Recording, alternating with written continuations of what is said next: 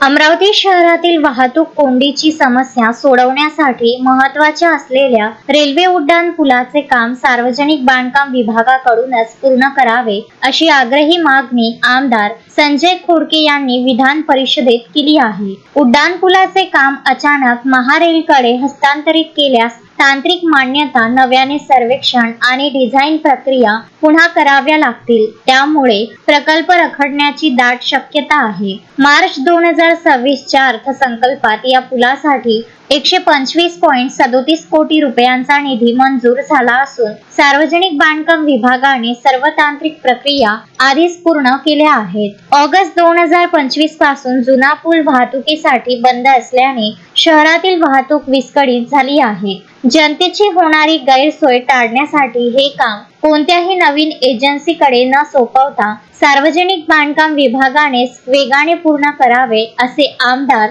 संजय खोडके यांनी सभागृहात स्पष्ट केले। प्रमुख मार्गांना जोडणारा 1963 मध्ये बांधलेला जुना रेल्वे पूल सुरक्षेच्या कारणास्तव पूर्णपणे बंद असल्याने शहरात प्रचंड वाहतूक कोंडी होत असणे, या पुनर्बांधणीसाठी अर्थसंकल्पात 125 कोटी रुपयाचा निधी मंजूर झालेला असणे, सार्वजनिक बांधकाम विभागाने पुलाची डिझाईन अंदाजपत्रक तयार करून निविदा काढण्याची संपूर्ण तयारी केली असताना अचानक हे काम महारेल संस्थेकडे वर्ग करण्याचे आदेश निर्गमित झाले असता आता स्तरावर महारेलकडे हस्तांतरित केल्यास नवीन संरक्षण, डिझाईन, प्रशासकीय मान्यता या प्रदीर्घ कालावधी जाऊन प्रकल्प रेंगाळण्याची दाट शक्यता निर्माण असणे, सदर प्रकारचे काम सार्वजनिक बांधकाम विभाग अमरावती यांच्याकडेच कायम ठेवून तात्काळ निविदा प्रक्रिया सुरू करण्याचे आदेश द्यावे अशी मी शासनास विनंती करतो।